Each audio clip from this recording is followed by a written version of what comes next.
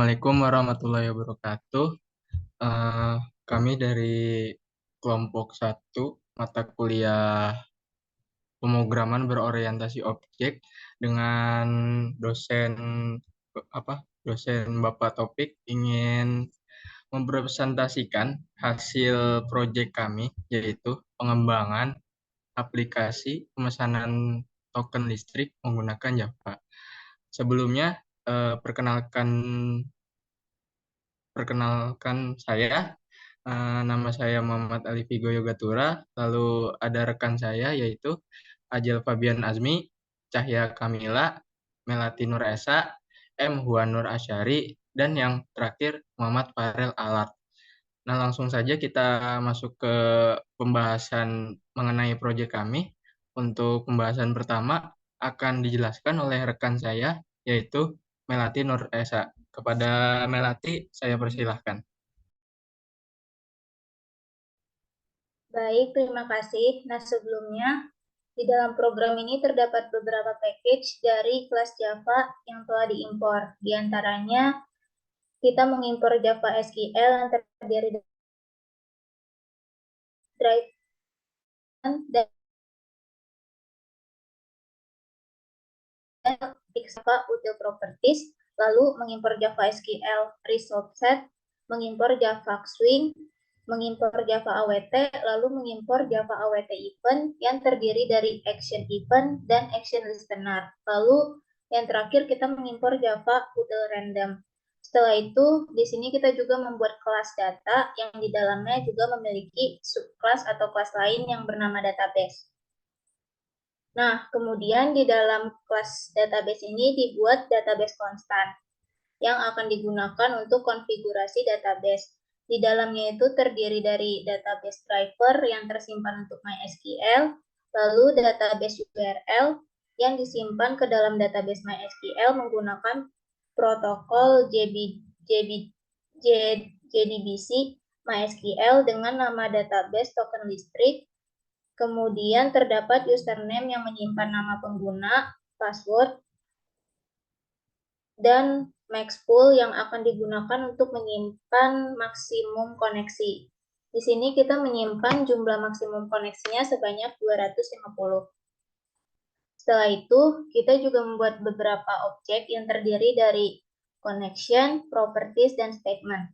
Selanjutnya yaitu mendeklarasikan metode getProperties pada objek properties. Nah, jika properties kosong, maka objek properties dibuat baru yang di dalamnya terdiri dari username sama seperti yang ada di dalam database konstan dengan keyword user, lalu password seperti database konstan dengan keyword password, dan maxpool dengan keyword maxpool statement. Setelah itu, return properties. Untuk program selanjutnya akan dijelaskan dengan Cahya Kamila. Silakan Cahya Kamila. Baik, terima kasih Melati. Sebelumnya kita lihat dulu ya, di sebelah itu ada tampilan dari database-nya. Nah, di situ ada perusahaan, pelanggan, dan transaksi. Selanjutnya kita masuk ke connection database. Di sini ada fungsi connect, di mana fungsinya jelas digunakan untuk membuat koneksi ke database. Kalau di sini koneksi masih kosong, 0, di bagian if connection sama dengan 0, fungsi connect akan memuat driver database yang sudah ditentukan menggunakan class for name. Nah, terus membuat objek connection dengan drive manager get connection. Setelahnya, fungsi ini akan mengembalikan objek connection. Terus kita lanjut ke disconnect, di mana pastinya digunakan untuk memutuskan koneksi dengan database sesuai namanya disconnect. Jika objek kosong tidak null, nah ini kan ada if connection tanda seru sama dengan null, itu berarti koneksi tidak kosong. Fungsi disconnect akan menutup connection menggunakan connection clause di bagian try, nah lalu mengosongkan nilai objek connection dengan connection sama dengan null. Selanjutnya kita masuk ke select query, di mana menjalankan pernyataan SQL select yang diberikan sebagai parameter query. Pertama, fungsi ini membuat object statement dengan connection create statement. Ada di bagian sini, di bawah sini. Terus, habis itu, object statement ini digunakan untuk menjalankan pernyataan SQL select dengan statement execute query. hasil dari eksekusi tersebut adalah objek result set, yang kemudian akan dikembalikan oleh fungsi dari select. Terakhir nih, kita dari kelas data database ada fungsi create or update or delete query, di mana untuk menjalankan pernyataan SQL insert, update, atau delete yang diberikan sebagai parameter query. Mirip sama fungsi select tadi yang udah dijelasin, fungsi create or update or delete ini sama juga menggunakan objek statement dengan connection create statement. Nantinya pernyataan SQL yang diberikan dijalankan dengan statement execute update query, fungsi mengembalikan hasil eksekusi pernyataan tersebut di bagian return result yang di bawah. Baik, selanjutnya akan dijelaskan oleh Azel. Kepada Azel dipersilahkan. Baik, terima kasih Cahya. Selanjutnya saya akan menjelaskan tentang kelas electricity payment app, di mana kelas ini menginheritance kelas JFrame. Nah, dalamnya ini private dibuat beberapa konstan, yaitu data, kelas data, inner class database itu sebagai data DB, kemudian nih ID text field itu JText field, terus output text area itu JText area, by token button menggunakan J button, price combo box menggunakan J combo box yang berisikan string, lalu main panel dan by token panel menggunakan J panel, kemudian customer ID field, terus company name field dan household field itu menggunakan JText field, kemudian ada back button dan submit button itu menggunakan J button. Nah, kemudian sini ada method electricity payment app yang di dalam parameternya itu memanggil sebuah database yang kami gunakan. Nah, lalu dalamnya ini this data DB sama dengan database, di mana data DB ini akan masuk ke dalam parameter electricity payment app ini. Nah, kemudian pertama-tama kita membuat GUI-nya. Itu pertama kita set title-nya dulu. Set title-nya itu electricity payment app, di mana di sini ada di dalam programnya tertuliskan electricity payment app. Kemudian set default close operation, JFrame exit on close. Nah, kemudian set layout, new border layout, di mana sini akan membuat frame GUI-nya. Nah, kemudian kita membuat komponennya. Komponen pertama ini ID label dari menggunakan library JLabel ini sama dengan new JLabel. Nah, dalam dengan teks electricity ID, di mana di sini ada electricity ID tulisannya. Kemudian ID text field, new JText field kolom 10. Di sini ukuran dari text field ID-nya, yaitu 10 kolom. Nah, kemudian ada J button, check button sama dengan J button yang dalamnya itu tulisan check di sini. Dan kemudian check button ini ditambahkan add action listener, di mana dia akan memanggil sebuah metode yaitu check button listener. Dan itu akan dijelaskan di bawah nanti. Nah, kemudian output text area di sini kotak ini dibuat komponennya JText area yang ukurannya 10 row dan 30 kolom. Nah, kemudian output text area di set agar tidak bisa diedit, jadi set editable to false. Nah, kemudian ada by token button menggunakan J button, yang dalam teks ini ada continue to by token. Nah, di sini by token buttonnya ini di set tidak bisa diklik dulu, jadi set enable parameternya false. Jadi inisialnya itu buttonnya itu disable. Nah, kemudian button ini by token buttonnya ditambahkan add action listener, di mana akan memanggil metode by token button listener. Nah, kemudian ada main panelnya.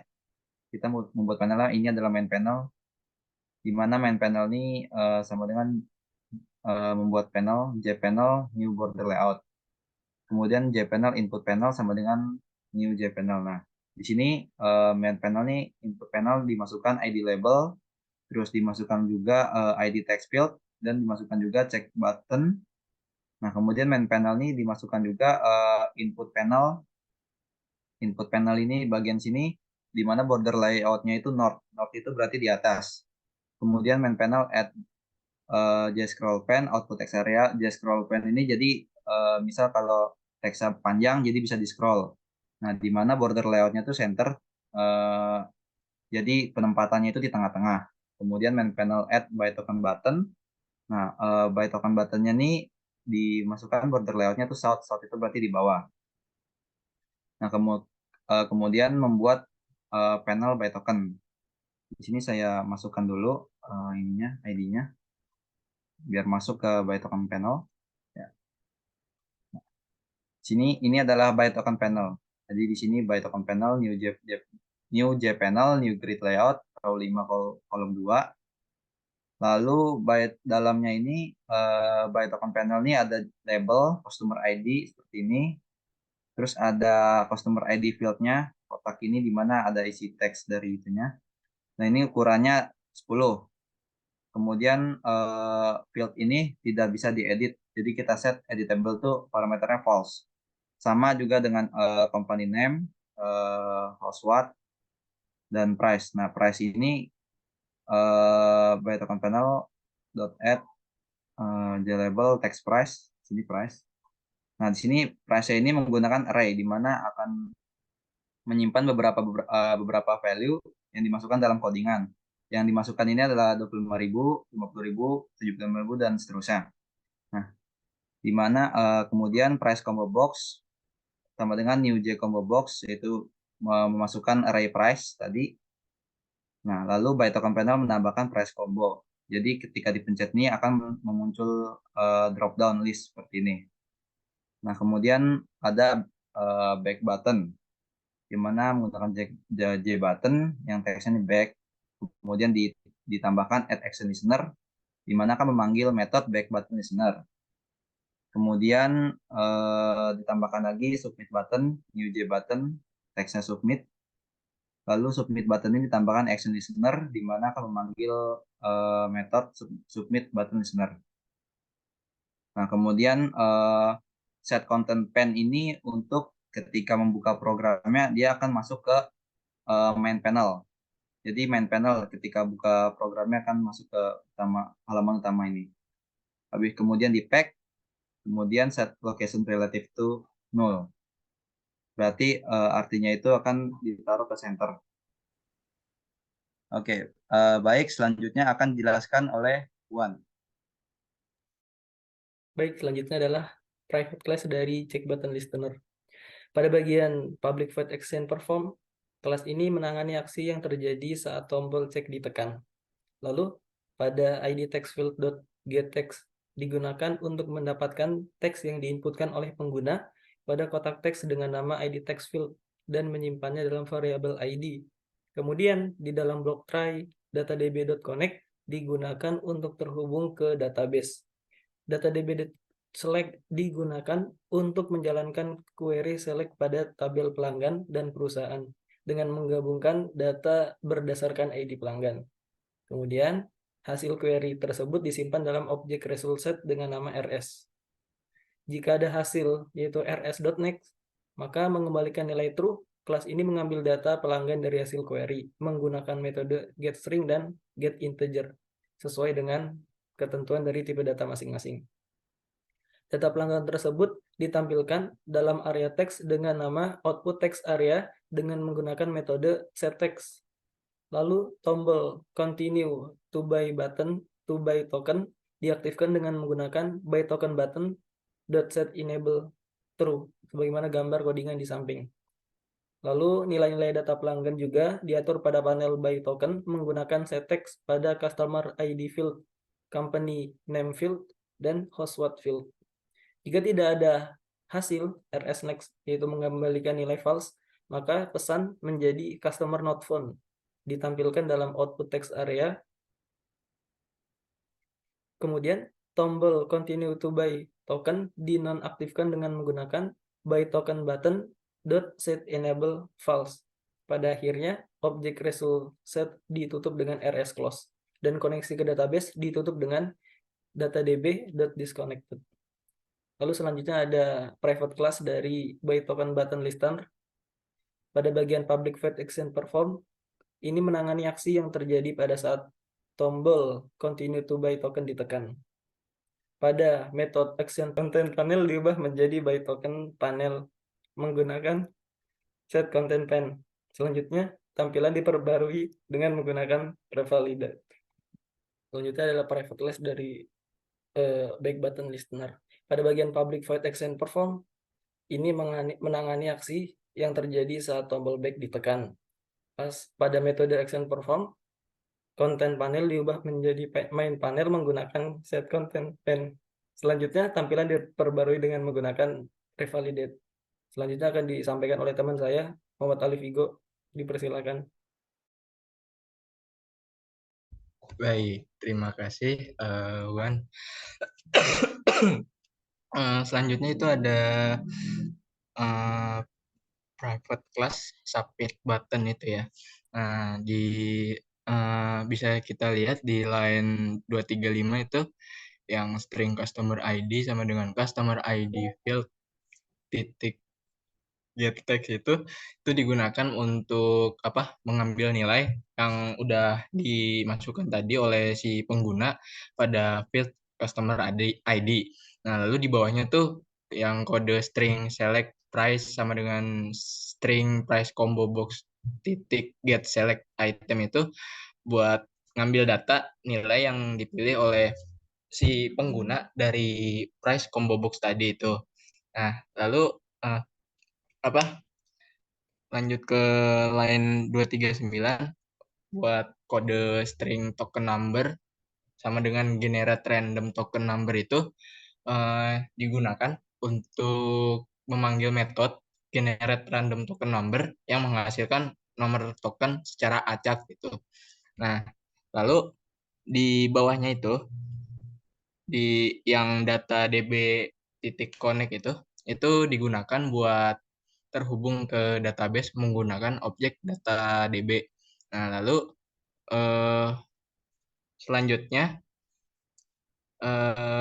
ke kode di line 244 itu yang result, rs dan seterusnya itu. Nah, itu tuh digunakan untuk menjalankan query select pada database yang mengambil informasi pelanggan dan perusahaan yang terkait dengan customer ID. Nah, hasil query-nya tuh nanti disimpan di objek result set di RS itu.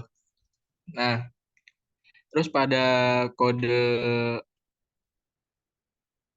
line 245 itu yang if rs titik next itu, nah itu digunakan buat memeriksa nih apakah hasil query mengembalikan baris data. Nah, kalau iya tuh maka kode tersebut mengambil nilai dari kolom keempat dari hasil query dan menyimpannya di variabel company ID. Nah, lalu di selanjutnya di kode line 248 itu string query sama dengan insert into transaksi dan seterusnya itu. Nah, itu buat buat query insert yang akan menyimpan informasi transaksi ke dalam tabel transaksi di database nanti. Nah, nilai-nilai yang perlu disimpan tuh seperti ID pelanggan, terus ID PT, harga, dan token itu diambil dari variabel-variabel yang sudah diinisialisasi sebelumnya tadi. Nah, kita lanjut ke kode di line 250. Itu kan ada integer result sama dengan database create or update or delete. Nah, ini tuh untuk mengeksekusi query insert dengan menggunakan metode create or update or delete dari objek data DB. Nah, hasil eksekusinya itu disimpan dalam variabel result. Nah, selanjutnya kita ke line 252 itu yang J option pen itu. Nah, itu tuh untuk menampilkan pesan sukses menggunakan J option pen dengan mencantumkan nomor token yang dihasilkan. Nah, seperti contohnya ya. Nah, lanjut kita ke bawahnya itu yang jika jika query insertnya itu gagal, maka nanti akan menampilkan pesan error gitu menggunakan J option pen jika eksekusi insertnya itu tidak berhasil. Lalu selanjutnya ke line 2 7. Nah, itu tuh untuk menampilkan pesan error jika terjadi exception selama proses. Nah, pesan error itu akan mencantumkan pesan kesalahan yang diambil dari exception. Dalam kurung itu get message gitu. Jadi diambil dari get message. Nah, lalu yang terakhir tuh kode data DB disconnect tuh untuk memutuskan koneksi database dalam blok finally, sehingga koneksi database akan selalu ditutup, entah itu ketika proses berhasil ataupun gagal. Nah, selanjutnya kita ke kelas yang bawah itu yang ada private string, generate random token number. Nah, itu tuh kode yang apa? Kode ini tuh buat menghasilkan nomor token yang acak tadi. Nah, di mana yang bisa kita lihat di line 264 itu kita membuat objek random dengan menggunakan random sama dengan new random. Nah, ini tuh buat ngasilin angka acak nanti gitu.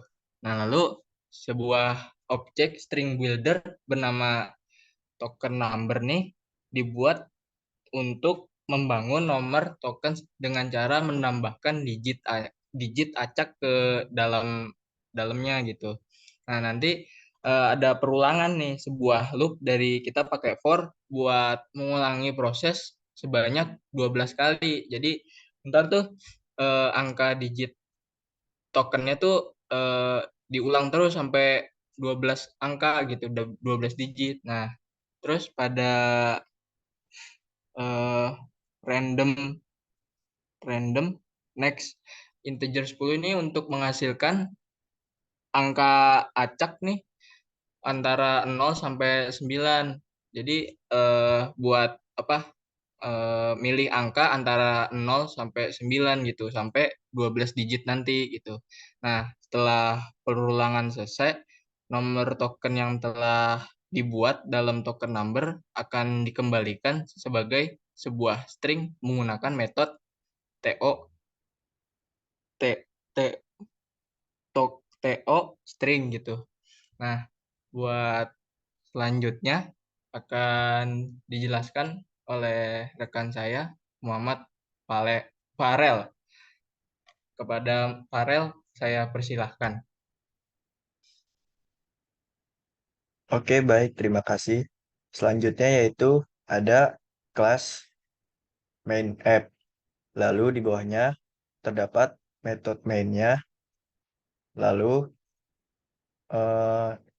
di bawahnya ada data sama dengan new data. Yaitu adalah membuat objek baru, yaitu data dari kelas data. Lalu selanjutnya database, data DB, yaitu membuat objek data DB dari inner class database yang terdapat di dalam objek datas. Lalu di bawahnya yaitu ada swing utilities, itu untuk membuat UI dan menjalankan UI-nya. Lalu di bawahnya ada juga electricity payment app sama dengan new electric payment app, yaitu membuat objek baru yaitu app dari kelas electric payment app dengan mengirimkan objek data DB sebagai argumen. Lalu di bawahnya app set visible true, yaitu objek untuk mengeset objek yang telah dibuat tadi yaitu app menjadi visible atau untuk menampilkan aplikasi pembayaran listrik di layar nantinya. Sekian, terima kasih. Dikembalikan kepada moderator. Vigo, dipersilahkan. Baik, terima kasih Farel atas penjelasannya. Mungkin itu saja yang bisa kami jelaskan terkait program kami. Kurang lebihnya mohon maaf, saya Muhammad Ali Vigo Yogatura selaku moderator pamit undur diri. Terima kasih. Wassalamualaikum warahmatullahi wabarakatuh.